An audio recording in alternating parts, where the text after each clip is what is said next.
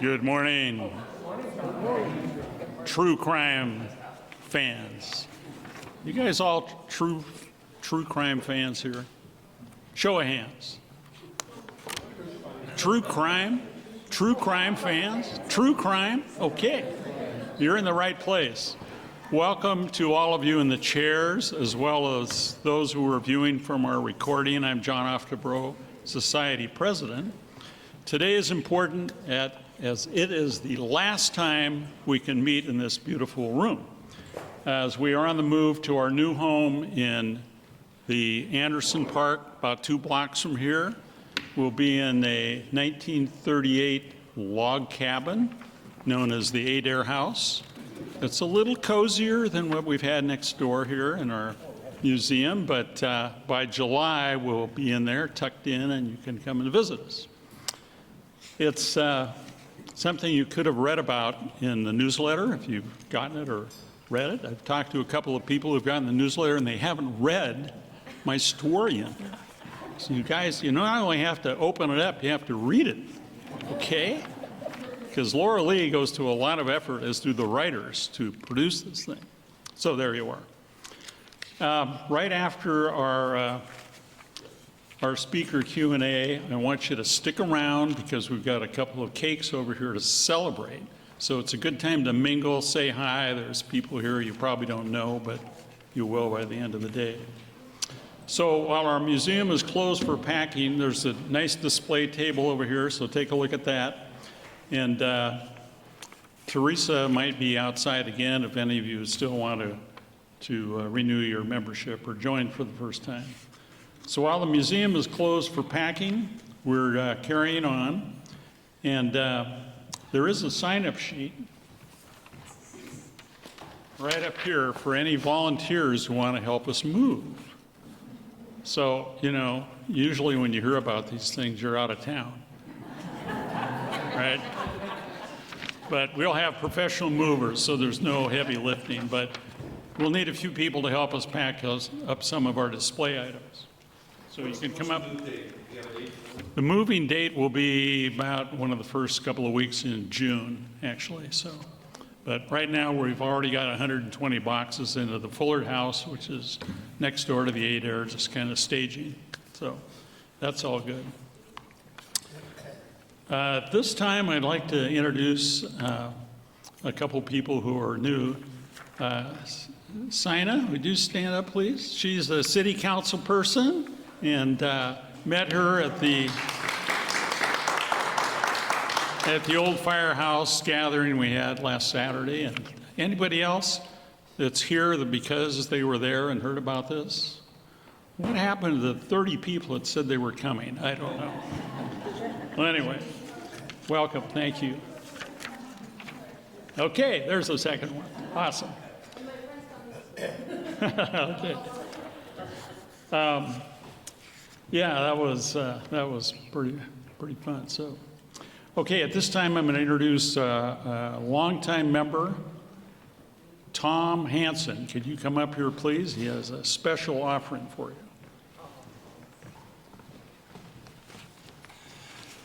Wow, I can. My name is Tom Hansen. I'm a lifetime member of the Redmond Historical Society. This is my school. I went from the 1st grade to the 9th grade in it. I've been active in displays the whole 9 years, putting things up on bulletin boards, taking them off, and so forth. Since I became a member of the Historical Society, I've been putting things, posters, and photographs up on the walls I call historical referencing and decoration. Today is the last day of this school, and our last lecture will be here. I put up the last time the building in large photographs cut out from this. I have one of my own. I bought a second one and cut things out and had it blown up by FedEx. Those are up on the walls. I suggest buy one of these for $15. You can't go wrong on them. They're a good investment. This is a goodbye gesture. I have things up on the walls I put up in black and white up there. All of you can take those home You can take them off the walls and take them home. They're yours. I will stick around and help you if you need help. So thank you for coming, and we'll carry on. Thank you.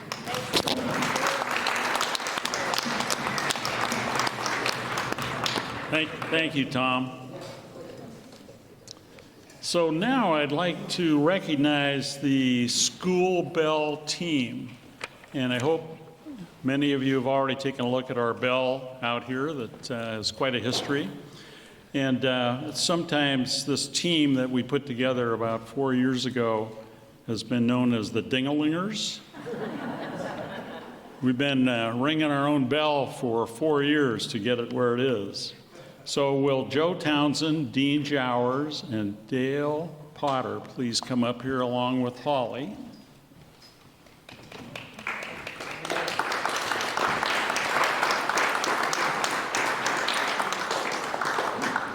Get over there, Dean.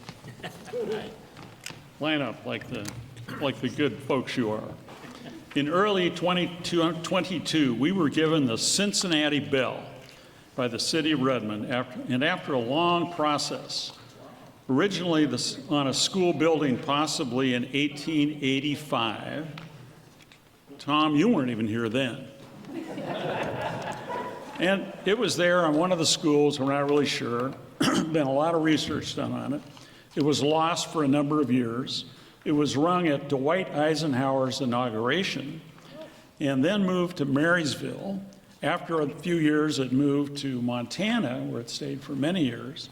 And then in 1988, it returned to Redmond to ride on a truck in the Derby Days Parade. And then it would be displayed at City Hall and eventually at the police station. And after being mounted outside for a few years and eventually damaged, it was stored until we received it. And along with that, an agreement to make it available to the public. And the city was nice enough to give us that and enough money to have it restored. And this is the short version. The long version, it would take too long. They would kill me. You can read all about it on the posters that are out there by the bell. And this team needed to research its manufacture, find a foundry to fix it, which was up in Port Townsend, truck it there and back, have it professionally treated and arranged for the beautiful display that it's in, and eventually in 2024, set it up in the hallway along with posters explaining its history. On top of that was a year-long and arduous process that was finally successful, culminating in getting the Redmond Schoolhouse Bell designated as a King County Community Landmark. Since there was no room for the bell in our new space, the city has arranged for the Lake Washington School District to house the bell here so it can remain in the hallway. Over countless meetings over the 4 years, it is finished. So, with that, Joe, thank you for chairing the committee. Holly, for your amazing research and creative talents. Dean, for finding more about all the Redmond bells around here, more than we knew. And Dale, for using your engineering and scientific background to question everything we did. But it came out fine. So that is the scoop. So afterwards today, and with your cake, you'll be celebrating both our time here in this building as well as the bell. And so take a few minutes to look around at the bell and read about it if you haven't. It's just to the left as you go out the door.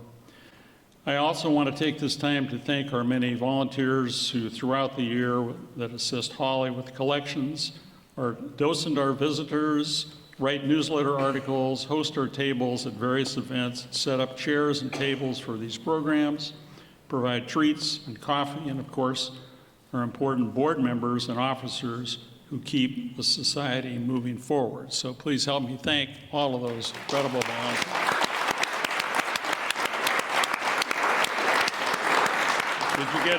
Did you get a photo? Yes, and I like your certificates facing this way. And I like your eyes headed this way. Oh, and eyes headed that way too? One more time. Thank you. All right. Thank you all. Wait, here's your folder containers. Go. Oh, wonderful. Something to keep. Yeah, very nice. I'd also like to introduce our newest board member who came onto our board just this last week, Eileen Engelhardt. Eileen, stand up, please, wherever you are. Okay.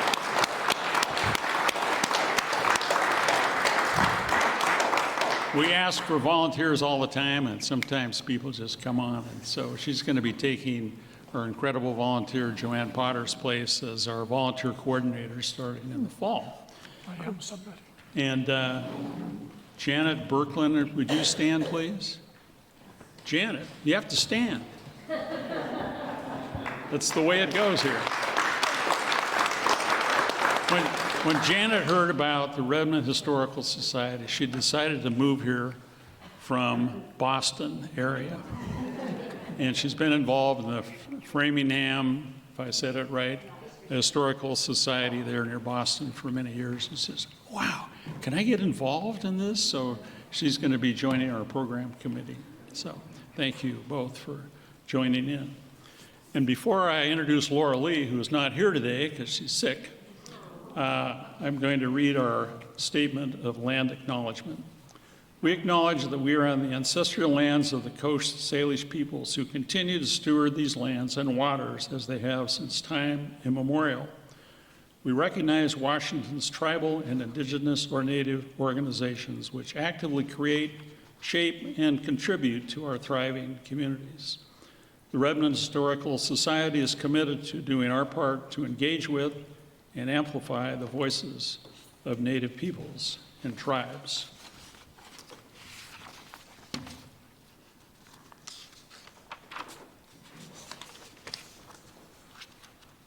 So Laura Lee would have said this. Before I introduce today's presentation, I'd like to acknowledge that this is the last program in this space, which is where the Saturday Speaker Series began in 2013 and headed up by past board member and program chair at the time, Sherry Stillen. Built in the 1900s and serving as high school and elementary school in 1998, this building was renovated as a community center and in recent years serving both Lake Washington School District and City Parks and Rec. The building still reflects its past. This room was named the Robert Cotterell Auditorium after the school's longtime custodian.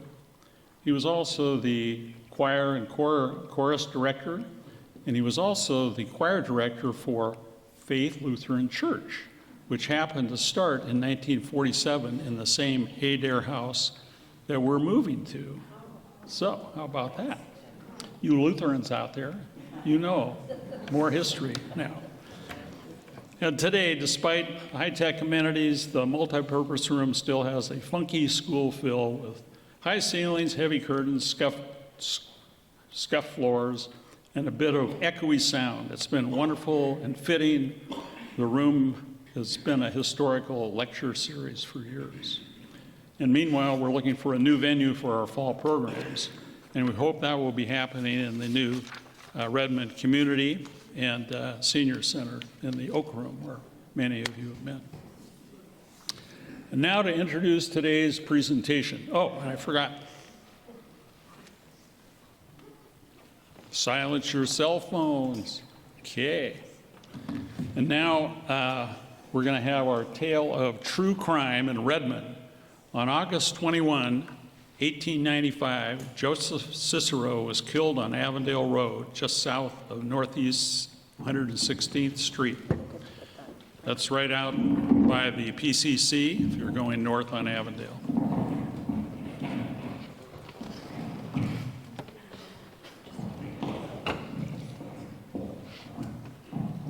Sorry, John. No problem. Research by Dean Jowers for the Redmond Historical Society, drawing on newspaper accounts, court records, and tax rolls, helped piece together the story. And working with Tom Hitzroth, the investigation reveals how two once friendly neighboring families, the Ciceros and the McCanns, became bitter enemies. Today, as we hear the story of the killing, the complex trials that followed, and the lasting impact on both families. Tom Hitzroth contributes as a local history column in the Redmond Reporter, our Redmond Historical Society newsletter. And from 2003 to 2024, he led walking tours around Redmond. And if anyone ever experienced that, you had a couple hours of details that you might remember, but Tom knows the facts. Inches of property lines and any other jewels that are out there. It was amazing. So, and where was I? For more than, yes, I said that. He has served on the boards of the Marymoor Museum, the Issaquah Historical Society, today Issaquah History Museums, the Eastside Heritage Center, Kirkland Heritage Society, and the Redmond Historical Society, and served for 14 years as chair of the Redmond Landmark Commission. In November of 2020, Tom received the John D. Spellman Award from King County in the Preservation Leadership category for exemplary achievement in chairing the King County Landmarks Commission and for serving as a key historian and forensic preservation investigator in East King County. That wears me out, just thinking about it. You ought to live it. Dean Jowers has been a volunteer for the Redmond Historical Society since 2016. He's a lifetime member, serves on the collection committee. He has researched and authored or co-authored several articles in the Society newsletter and blog, including articles about King County Stockade, also known to some as the Lazy Husband's Farm or Lazy Husband's Ranch. And you know, those blogs that we have on our website, if you go on there, there's several to choose from, but there's long, incredible stories that you can read and learn more and more about it without having to come to a meeting on Saturday. I just found out that Dean is almost tied to this place because he lived one block this way for a couple of years and knows a lot about Redmond, so not unusual that he would find all this out. 4th and 5th grades, right? In fact, he spent his 5th grade in the fourth grade in the, it's a home economics room. Were you taking home economics? It had just been converted from home ec because it had opened the new junior high up on the education hill. All right. So you got to go to the new junior high. That's awesome. Okay, so please join me in welcoming Tom and Dean for our presentation today.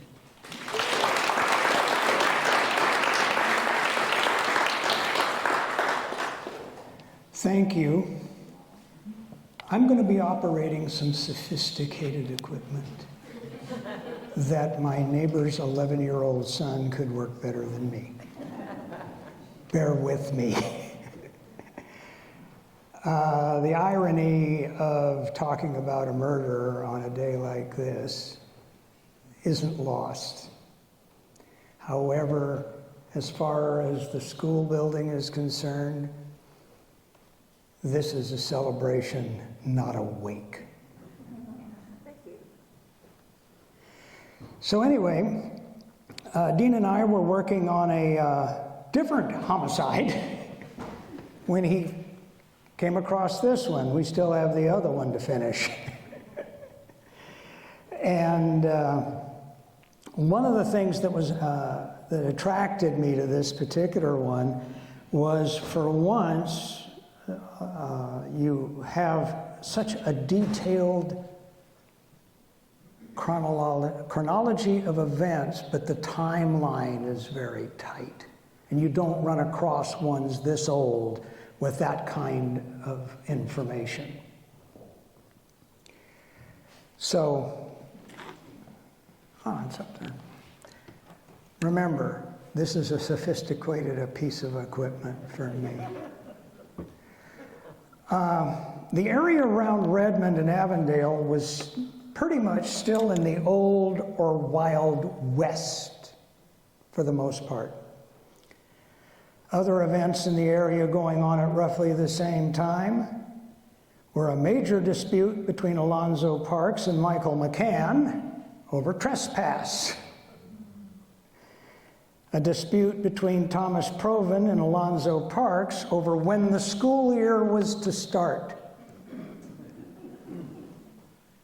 Things that were trivial to us were major issues back then. And so when they were arguing over the when the school was to start, pardon me, it didn't surprise me, because I had spent working on the entire process of how districts were assigned, teachers were trained, how they were licensed from 1854 to 1900.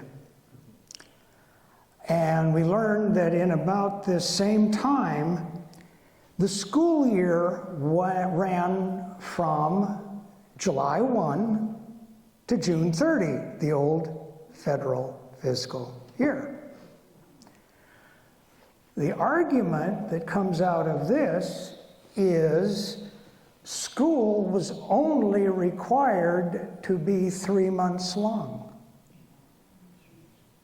and they had to be consecutive.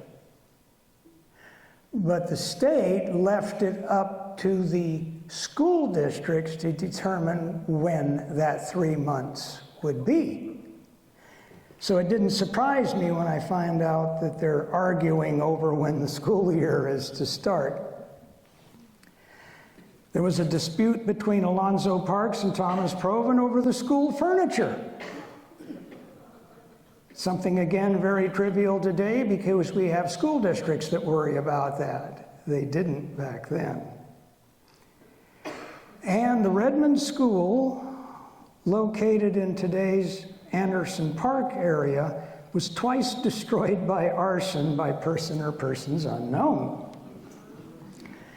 The area that building was at doesn't exist today because that part of the area was removed when they extended Redmond Way toward Falls City. They just took that piece right out. But local and personal disputes were handled by a different code of conduct and behavior in those days. In that time, 3 important character qualities, honesty, integrity, and reputation, were paramount over everything else.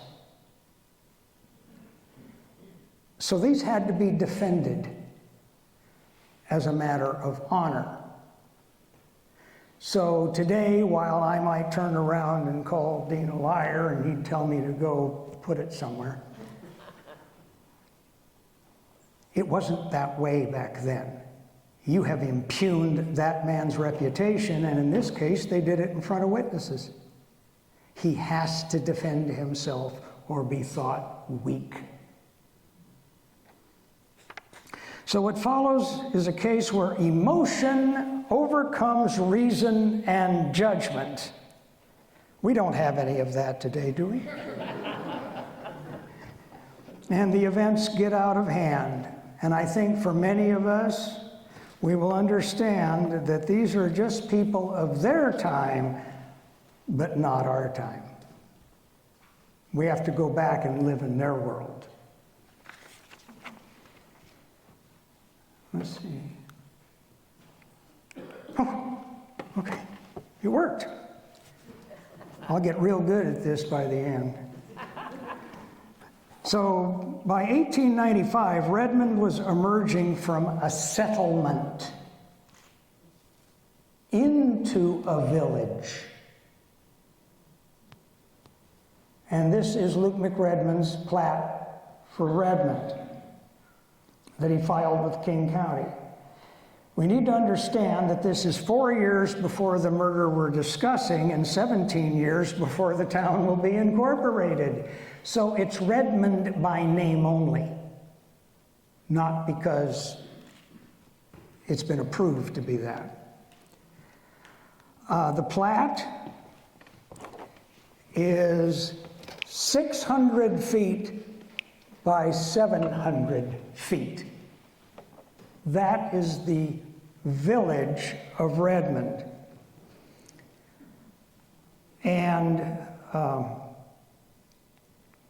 a village is defined as a place where you are beginning to get streets and lots, things like that you see on this map. But I did find in the Road Service Division, John Tosh's son filed for a road here in 1901, and it runs between Cleveland Street and Westlake Sammamish Parkway.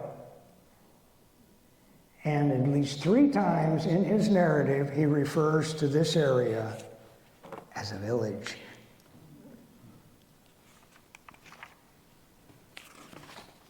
This is the first hotel in that village.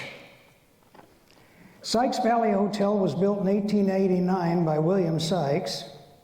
We know this because William Sykes dated and signed the original photograph. That never happens on these older photographs. All you get's the photograph. He made a point of dating it and signing it. And so this image was taken from that photograph. So behind the building today, in this area, and this area is what we call downtown Redmond. And the building was located, for those of us who've been on Gilman Street, where the massage parlor is. But back then, this was just being hewn out of the woods.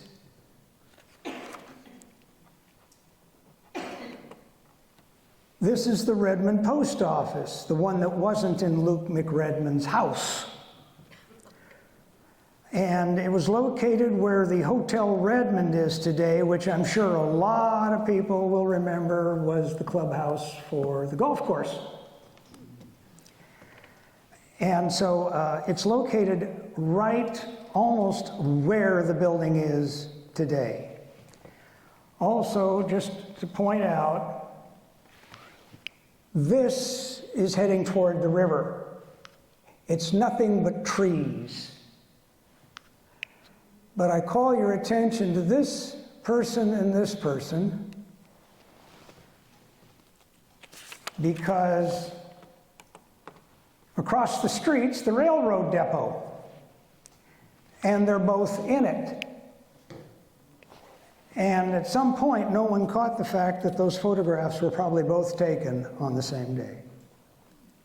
It's located where the erratic is today, across the street from the parking lot of Half Price Books.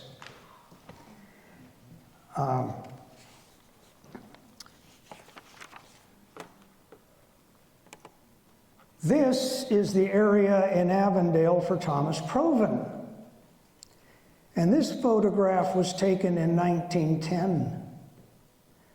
And you'll notice the size of the trees, the density of the trees, and the dirt road. Avondale is in the sticks, literally.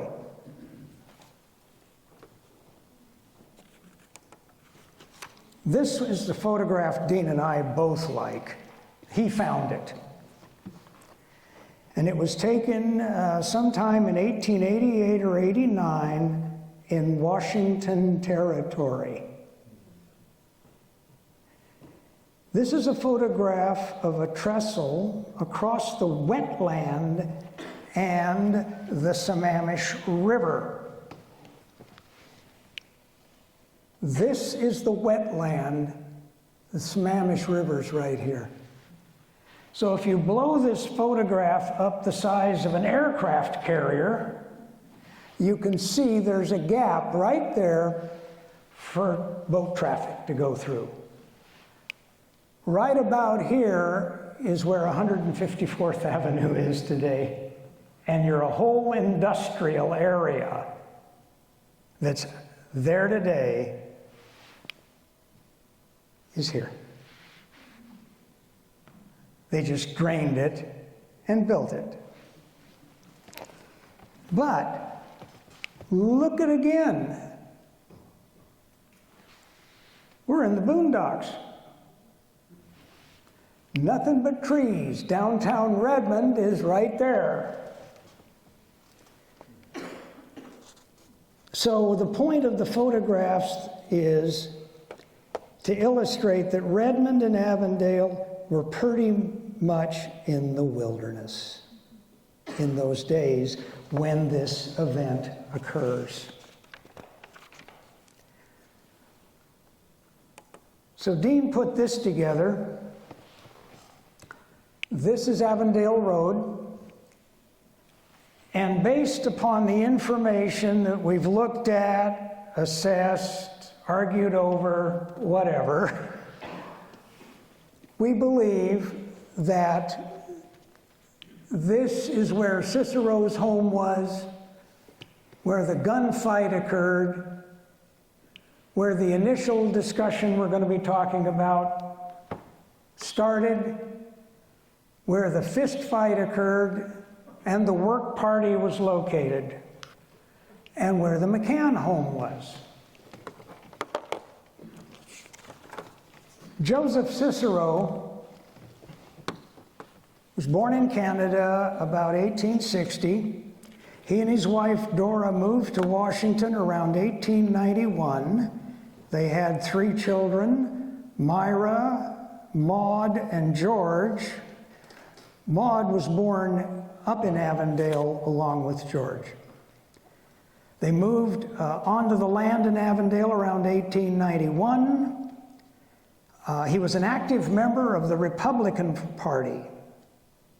And in the beginning, he and Michael McCann were on friendly terms, and the family had business dealings together. Cicero is 35 at the time. From what we've been able to determine, the house, see, I'm a little slow on this yet, in Avondale is right in here. There's a little creek there, and we believe this is probably where it was generally located. Michael McCann, oops, see how clumsy I am? Michael McCann, born in Ireland, 1840, living in New York by 1860, and married Margaret Delmage in 1862 in New York. They also have 3 children, born in 1866, 68, and 69 in California. He is a shoemaker by trade. He was a member of the Democratic Party. And yet they lived on adjoining lands.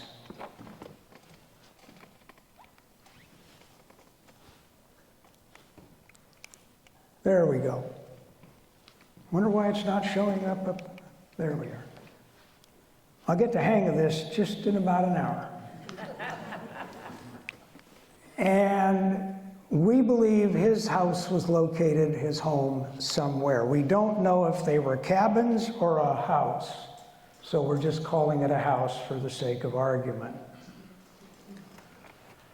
It's located between the Shell Station on Northeast 116th and Northeast 109th, which is just out of the frame here, for those who might be familiar with the Avondale area.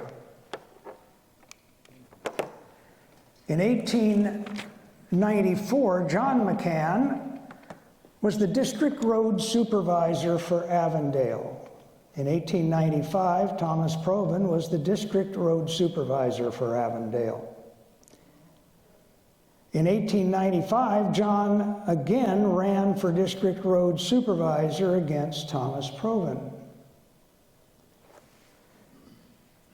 There is no road service division in King County in 1895.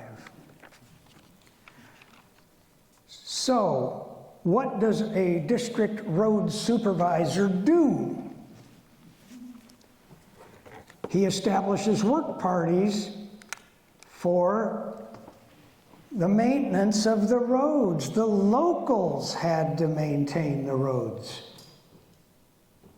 There is no county support out here. He provides a list to the county government for those persons in his district who desire to perform labor.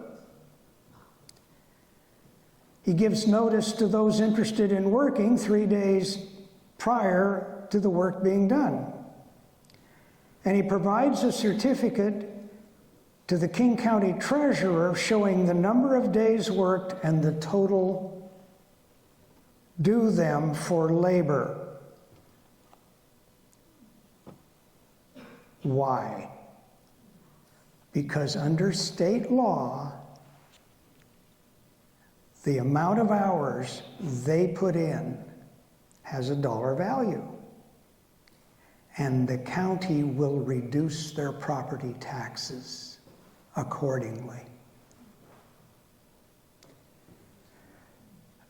It's an elected position and one that came with significant responsibility. It was for a term of 1 year, and the road supervisor reports directly to the county.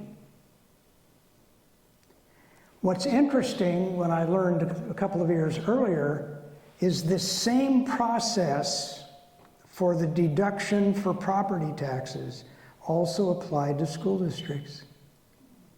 So Redmond School District 34, anyone who was working to help maintain whatever the clerk of this district needed would also get a reduction in their property taxes. And I'm sure some of us would just say, well, let me work it off instead of paying cash. So August 20th is when the relationship between McCann and Cicero seems to have fallen apart. In the better days, McCann and Cicero actually co-signed a promissory note for a person they knew. They trusted each other well enough. But on this day, McCann accuses Cicero of intending to block John McCann from getting elected road supervisor. And Cicero is supporting Proven for the position. McCann threatened Cicero that he would fix it so Cicero would not bother them on election day. And McCann just walked away from Cicero in a huff.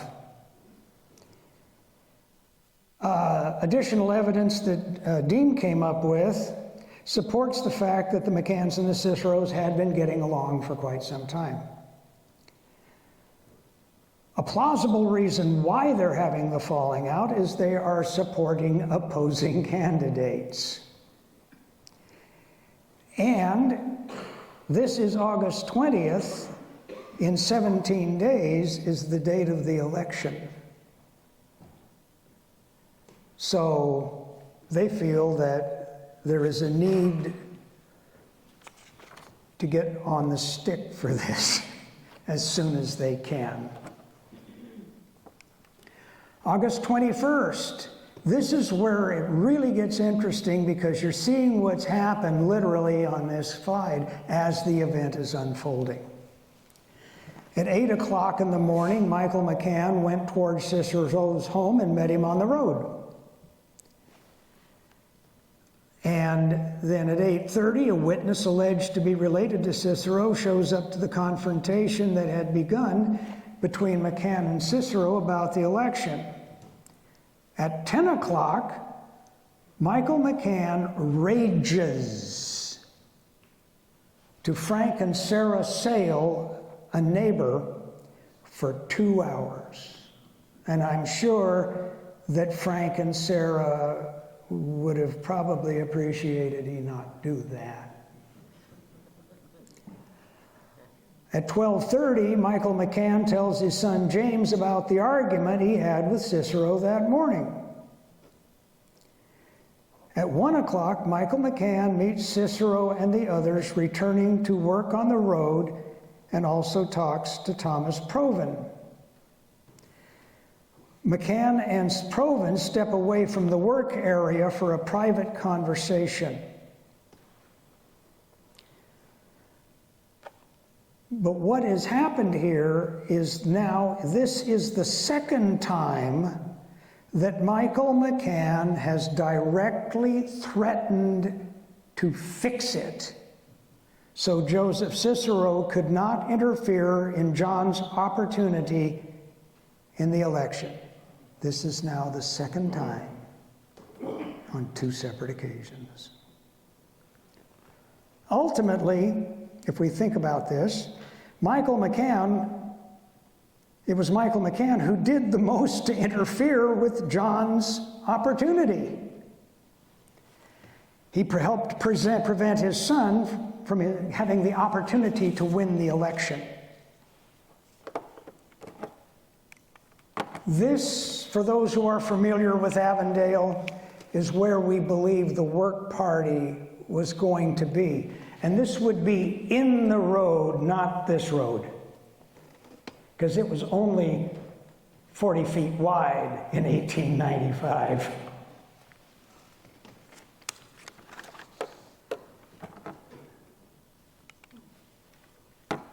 So, 1:15, Cicero tells Proven about having words with McCann earlier in the morning. John and James McCann, what happened is old man McCann went home to talk to his kids. So John and James approach the work party and immediately begin beating Cicero. Efforts by the work crew to intervene is stopped by John's threats. So basically what you have is a 2-on-1 contest. Cicero was severely beaten and sustained a serious skull fracture. Now, Dean and I looked over everything that had to do with this case, and we found that somewhere between 10 and 13 opportunities existed where either party could have ended it. But it was too late. The events had now spun out of control. So,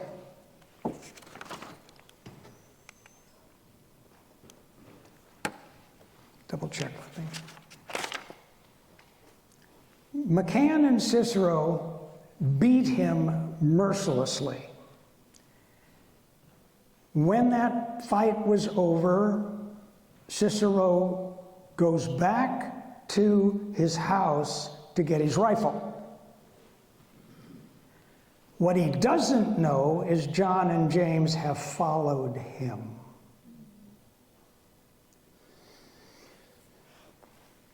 And so, as we'll find out as we get into the court trial, how that begins to fall out.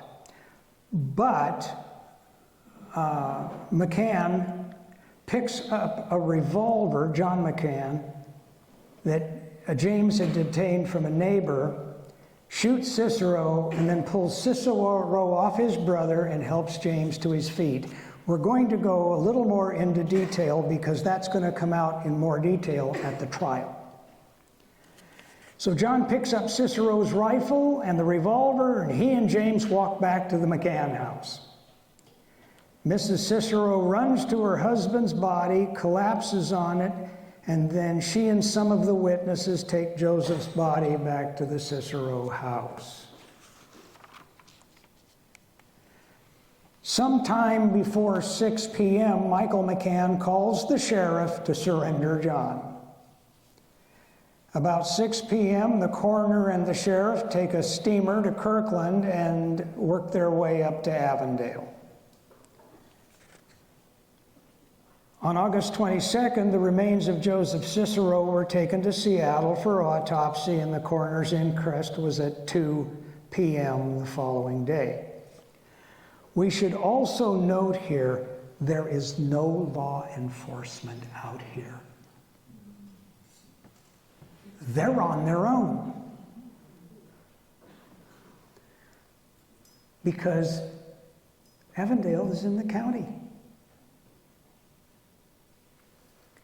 So the sheriff has to be called to come out and do whatever the sheriff needs to do. In this case, he brings the coroner with him. Now, how Michael McCann called the sheriff, we're not sure. There's a dearth of telephones in Avondale. So the only thing I can think of is he went to, somehow somebody got to the telegraph office at the depot. That's the only real communication handily with the ability to get a hold of the sheriff. That may be true, it may be not. It's the only one I can think of. How did they get out here is the other question. And this I came up with this morning, so he's hearing it for the first time.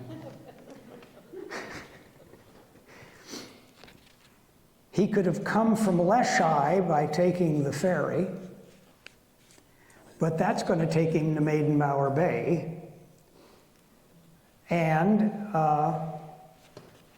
possibly Curtis Landing in Yarrow Bay. He could have come from Madison Park, but that's going to take him to Kirkland, and so how is he going to, either case, get over the hill? So they probably came by train.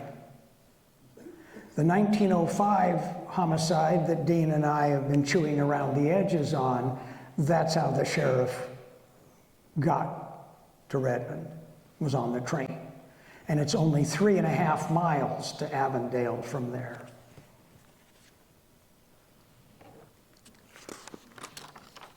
So Coroner Askham and his assistant, Dr. Neville, came to the conclusion that the bullet wound was the cause of death, you think? And the wound to the skull was a contributing factor. I think, didn't they say that they found that it had literally cracked the skull?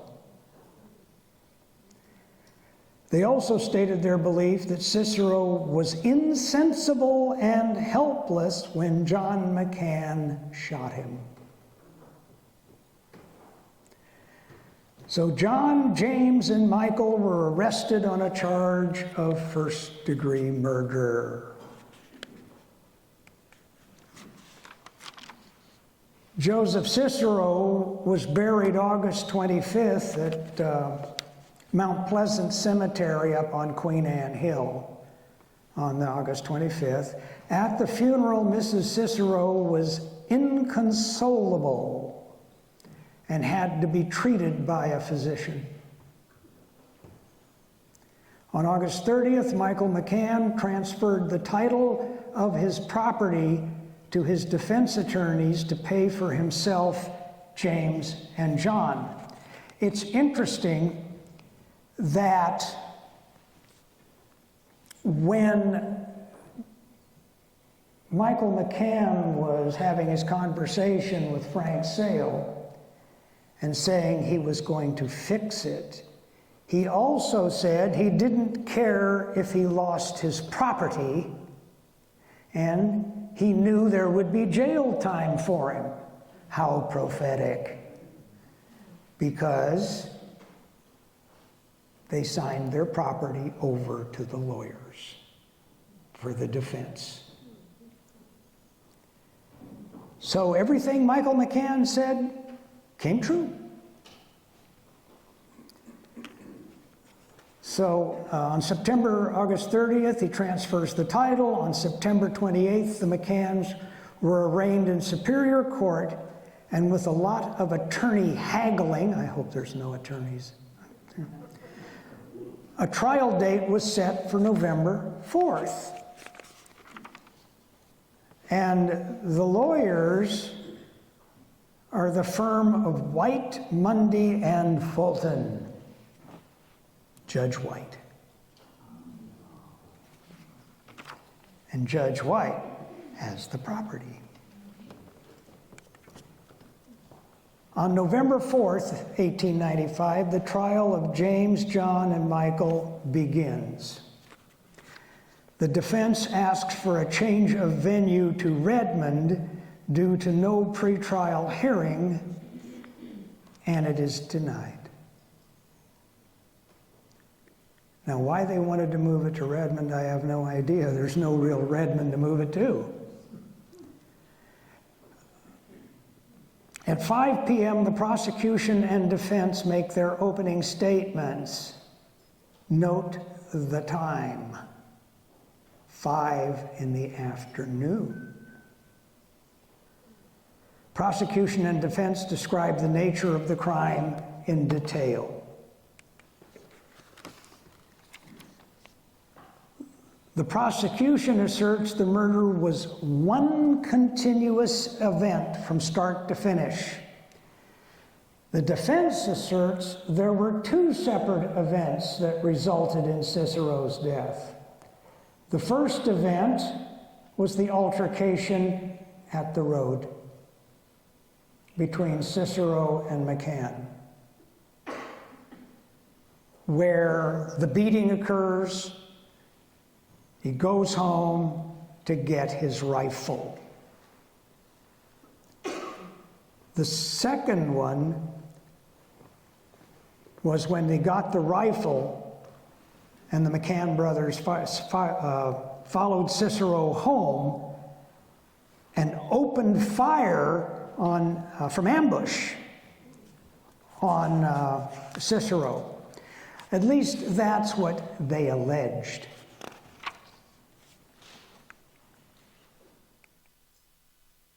For the next 2 days, 20 witnesses testified as to what they heard and saw. On November 8th, the prosecution and defense made their closing statements late into the evening. And the jury retires at 9:55 p.m.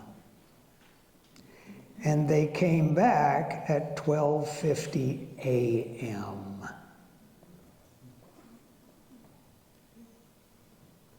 It's not unusual for this to happen, because in 1895 in King County there are only 3 Superior Court judges.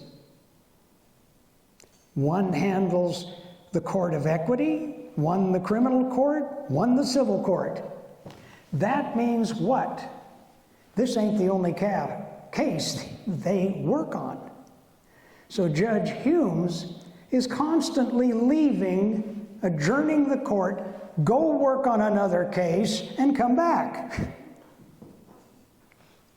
And so during the trial, the defense continued to strenuously object to the constant adjournment so the judge could attend to current cases. So this is why things had a tendency in King County in those days to drag out a long time, is because each one of those judges, this isn't the only case he has. So you can imagine Judge Humes getting to a certain point, adjourning it, going to another courtroom, going through that drill, adjourning it, and coming back to this one.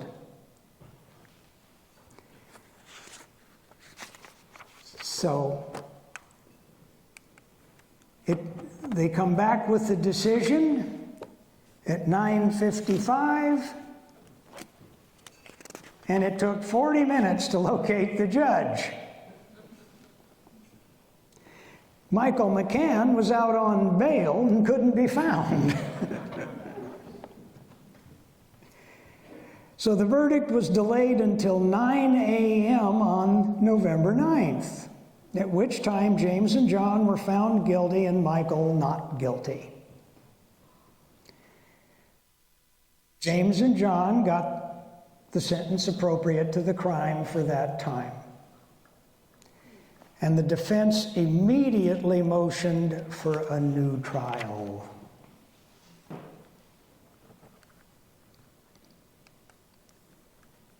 So the judge heard the petition for a new trial and denied it.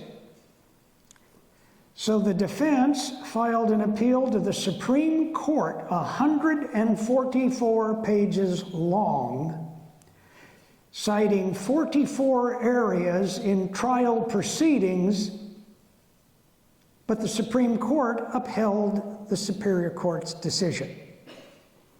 So they appealed it again. And this time the Supreme Court ordered the Superior Court to answer the petition.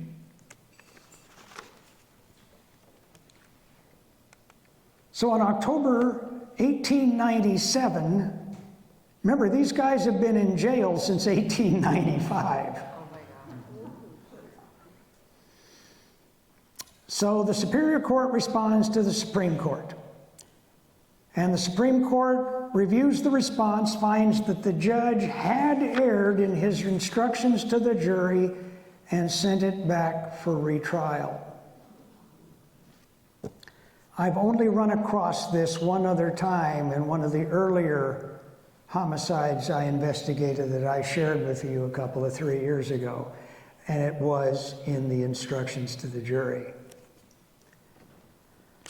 So, John McCann's been in jail for 2 years. He missed the election.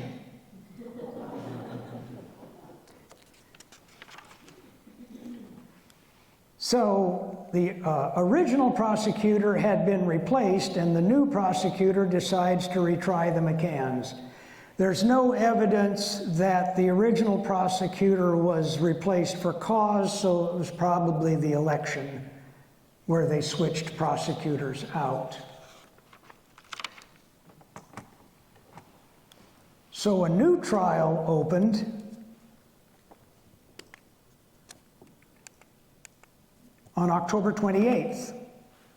These new fancy equipment. The prosecuting attorney still contended that the altercation was one continuous event, while the defense maintained that there were two separate events. The trial ended on November 5th, 1897, and went to the jury at 11:45 a.m., and a verdict of not guilty was rendered at 2:20 p.m. We don't have any real information that tells us how they came to that decision. So basically, this whole thing is about Michael McCann getting in an argument with Cicero. So Michael McCann incites the altercation and then gets James and John to do his fighting for him. So, not only is Michael McCann the one who obstructed his son's election, but John McCann obstructed his own opportunity by participating in the event. So, since everybody was in jail at the time, so who's responsible? The McCanns are responsible for John not getting elected. So, who are the victims?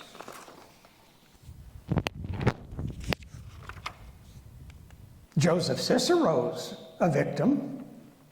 He's the deceased. Mrs. Cicero and family, 35-year-old widow with 3 children. And her children are assigned a lawyer to be a guardian. And it takes her 8 years to settle the estate. Now, the children live with Mrs. Cicero, but since a lawyer is their legal guardian, she can provide for the children up to a point, but to spend money, she has to have the guardian's approval. So here she is, stuck with all this, and she has to get permission from the guardian to take care of her kids. She's a victim. The kids are a victim. Mrs. McCann is a victim, and her family. Her 2 sons have been in jail for 2 years, and she doesn't have any property. There are, I'm sure, others, because you can never have just these people for a victim, because in every case there's a ripple effect. There are other victims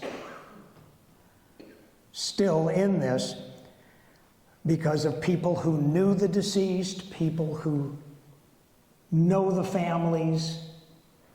There's going to be, they're victims too, in their own way. So the probate process, 8 years. I think it took 10 to probate Luke McRedmond. It took 5 years for Catherine McRedmond. So in those days, 8 years is not a long time for probates. It's not like it's done today. They have to inventory the estate in those days. And so that means every piece of property, right down to the spoons, have to be inventoried to assess whatever they're attempting to get from these people. So it's an interesting case, and it's a sad one. But then all homicides are a sad one. But this is something that those 2 people should have been able to solve on their own, and involved all these other people in the process.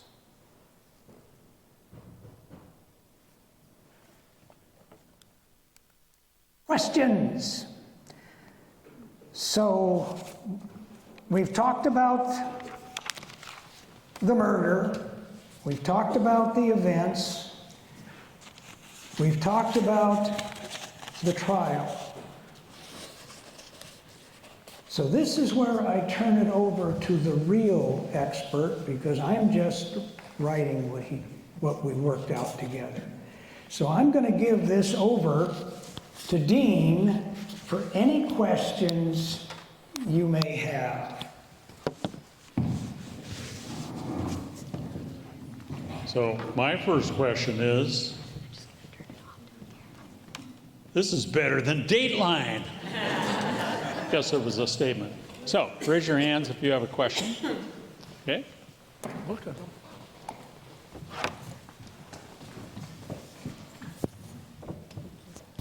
Hi, thank you so much for the presentation. Any theories on why they were found not guilty on the second trial?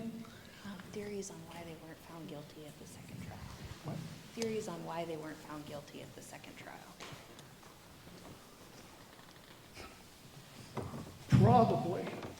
Probably, because the prosecutor went for first degree. He should have gone for second, or maybe manslaughter. They would have been put away for 10 to 15, but as Tom has done several of these, the prosecutors like to see their name in the paper, and murder on the first is sells more papers. Okay. Their careers are based on a one-loss record. What was the benefit of being road supervisor? The benefit of being road supervisor. Prestige, and to get to, prestige is the most. Am I still plugged in? Oh, if you want to turn it on, you can be. What? Do you want me to? No, I'm good. Okay. Thanks. It was a, It's on. Try again.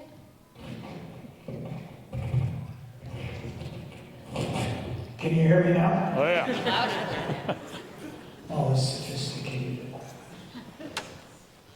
It was a prestigious position because that person, among all the others, had control over how the roads were going to be maintained, and he had direct contact with the county rather than through someone else. And back then, that was very important to people.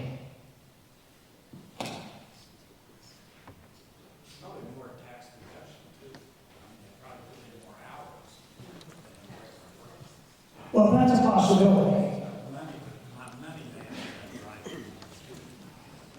But it's also an elected position, so that puts him in a different place within the community than just probing out hoeing his garden. Questions? Okay, here's another question. Did Michael McCain ever resurface?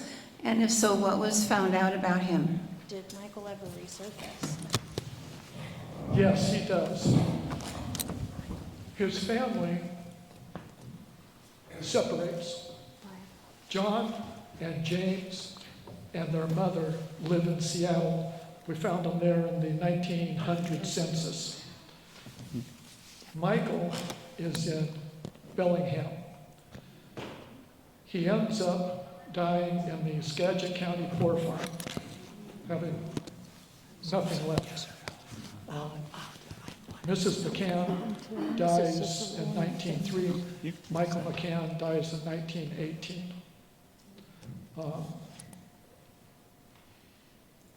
Their family was ruined. If you remember earlier, Tom mentioned that there were 3 sons in the McCann family. The youngest was Francis. He got out of the house, I think, as soon as he could. And I found him in the 1900 census in Seattle, married, working in construction. And then I lost track of him. I couldn't, he just disappears from the record. But the family, it was a difficult family, I think. And he got out. Question back here. So what happened to Mrs. Cicero and her family and children? What happened to Mrs. Cicero and her family and children? Funny you should ask, I have that right here. Dora Cicero, the wife of Joseph Cicero, it took her the 8 years to settle the estate. I found her in the 1900 census. She's in Kirkland working as a dressmaker. She never remarried, died in 1935 in Seattle, but she had, at that time, she owned her own home. So it turned out. The 3 children, the 3 Cicero children, Myra, the oldest, never married. She moved to Victoria, BC in 1911 and worked for Hudson Bay Company until her death in 1943. She's buried near her parents, Mount Pleasant Cemetery on Queen Anne. The next was Maud Cicero. She married and had 1 child, but that child died young, I think at 7 years old. Maud lived until 1982. She was 90. George, the youngest, he was only 2 when his dad was killed. He died in 1943 in the VA hospital in Los Angeles. Cause of death was diabetes, arterial sclerosis, and morphine drug addiction. The families, both families lost in this deal. They were just ruined. That answer your question? Wow. Can you imagine the research that these 2 characters have done? There are Redmond detectives. I have a question about Judge White. So, Tom, you mentioned that he lived in the area, or he got to live in the area. Was he involved in the trial at all? Yes. Very much so. So the shooting occurred at approximately 1:30 in the afternoon. For those of you who are interested, the weather that day, at 8 o'clock at night, the weather station in Seattle reported that it was 64 degrees, clear with a light wind. The high for the day was 66. I just thought you'd like to know. So the shooting occurs at 1:30. Very shortly afterwards, Judge White shows up on scene. His property is across 116th from the Cicero house. He starts telling everyone to not talk to anyone, don't say anything. He's a lawyer, and he's looking for work. He then switches hats, and it's kind of unusual, but in the trial, he's referred to as Constable White, and he arrests the McCanns. House arrest. He then becomes the lead attorney in their defense. And for that, we learned from Tom that the McCanns sign over their property to the law firm of White,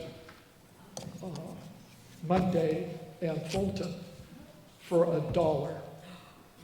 There has to be a monetary exchange to make it legal.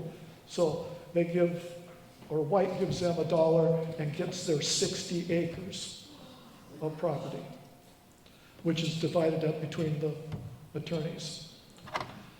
White is familiar with Michael McCann.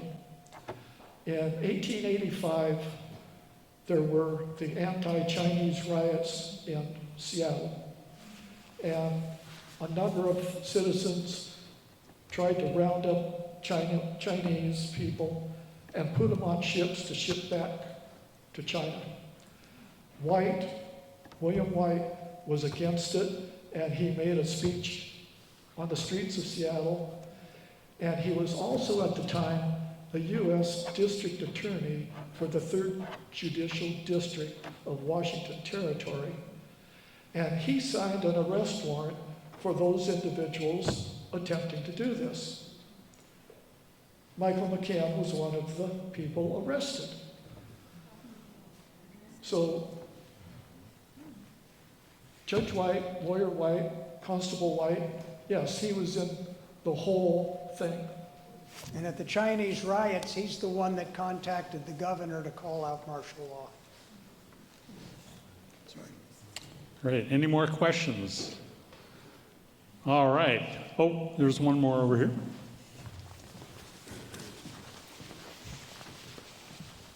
Did it ever come out which one of the two brothers actually pulled the trigger to kill?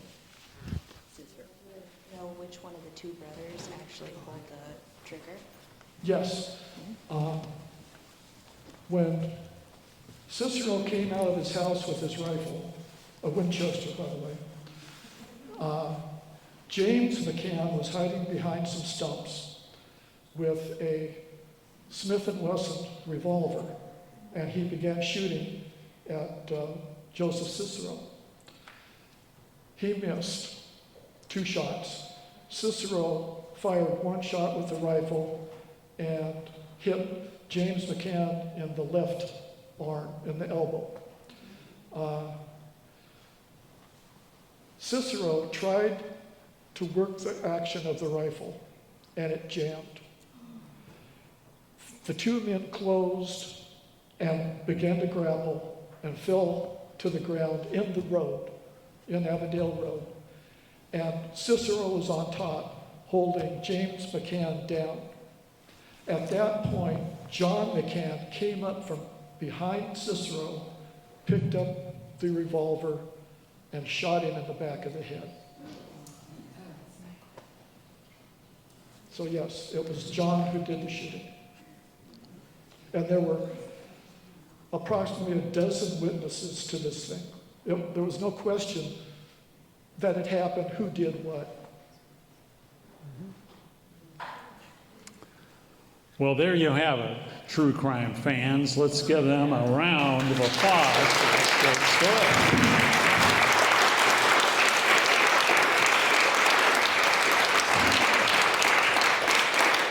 Wow. That could be a standing O, but, you know, you're still sitting. Anyway, great job, you guys. That's amazing. So thank you all for being here today. We have 2 up-and-coming events, even though we have no more of these. They're going to be at the Senior Center. We aren't putting them on. We're participating, but hope you can come. On April 15th, 6 p.m., football. That's Futbol, better known as soccer to you. For all speakers series, it's the history of Northwest soccer. So it's at the Redmond Community and Senior Center, April 15th, Tax Day. And on May 3rd at 1 p.m., same place, Redmond Reads, the keynote author featuring Josh Tunienga, if I said it right. And then, of course, we're going to be moving, so, you know, maybe in July you can swing by and see us at the Adair House. Probably have our same Monday, Tuesday, and Wednesday hours, 9:30 to 4:30, except when Holly goes to lunch. And then next fall, we have our 3 programs lined up.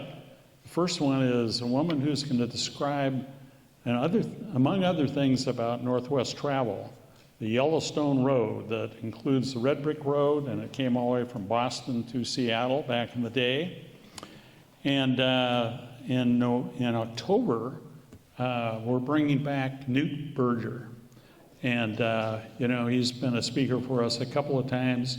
Margie, you set that up for us before, and we don't have a topic yet. He has so many topics. If you watch him on Channel 9, just an amazing speaker and historian. So we're giving him a chance to choose a topic, but I'm sure you will be very well entertained.